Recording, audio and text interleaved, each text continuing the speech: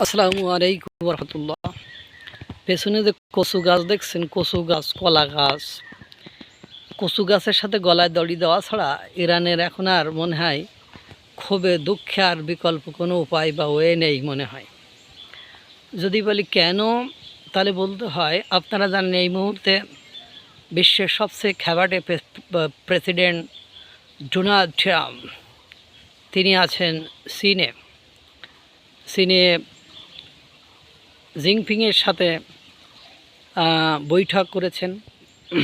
চীনের সাথে তাদের টানাপোড়েন থাকলেও দিন শেষে যে ডোনাল্ড ট্রাম্প প্রকাশ্যে ভাষণে বলেছে চীনের শি জিনপিংয়ের মতো বন্ধু হওয়া ভাগ্যের বিষয়। কয় যতবার বৈশ্বিক সমস্যা হয়েছে আমি আপনাকে ফোন দিয়েছি, আপনি আমাকে ফোন দিয়েছেন, এবং বিশ্বের সবচেয়ে বড় বড় টেসলা কোম্পানি টাউনি সহ তাদের সব গুরুত্বপূর্ণ ব্যক্তিদেরকে লইয়া ডোনাল্ড ট্রাম্প চীনে যে হাজির। এখন ডোনাল্ড ট্রাম্প হয়তোবা ভারতের হাত ছেড়ে দিয়েছে, ভারতের হাত ছেড়ে দিয়ে চীনের হাত গ্রহণ করবে বা চীনের হাত ধরবে, কারণ ইতিমধ্যে ভারতের হাত ছেড়ে দিয়ে পাকিস্তানের হাত শক্তভাবে ডোনাল্ড ট্রাম্প ধরেছে। তারই ফলস্বরূপ বাংলাদেশের সাথে তাদের বাণিজ্য চুক্তি হয়েছে।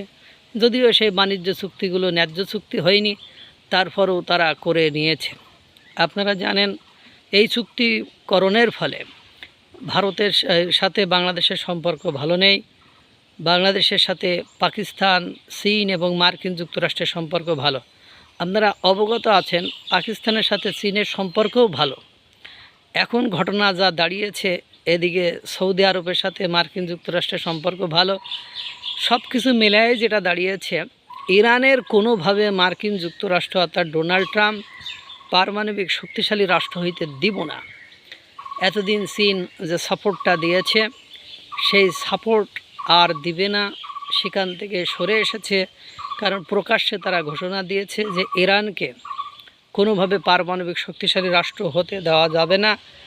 এই বিষয়ে ডোনাল্ড ট্রাম্প এবং চীনের শি জিনপিং তিনি ঐক্যমত্যে পৌঁছেছে, একমত হয়েছে, এবং এ বিষয়ে তারা একত্রিত কাঁধে কাঁধ মিলিয়ে কাজ করবে এই প্রতিশ্রুতিবদ্ধ হয়েছে।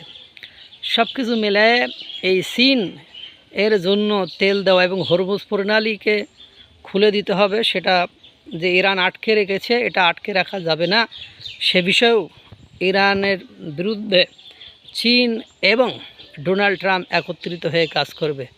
আর এই সময় যদি কোনো চুক্তিবার্তা হয়ে যায়, ডোনাল্ড ট্রাম্পের সাথে চুক্তি করা মানে সেখানে আরও অনেক কথাবার্তা, ব্যবসায়িক লেনদেন, আপনারা জানেন যত নিষেধাজ্ঞা ছিল, যত ট্যারিফ ছিল, সবই হয়তো বা শিথিল করবে ডোনাল্ড ট্রাম্প।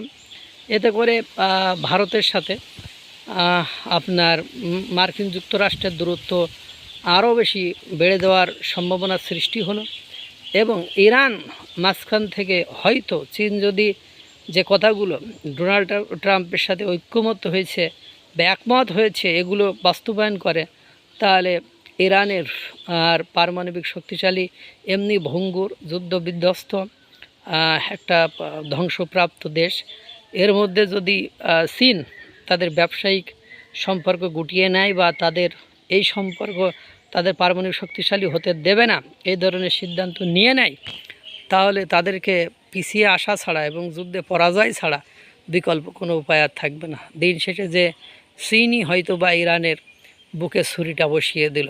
আল্লাহ তাআলা সকলকে ভালো রাখুক, সুস্থ রাখুক। আসসালামু আলাইকুম রহমতুল্লাহ।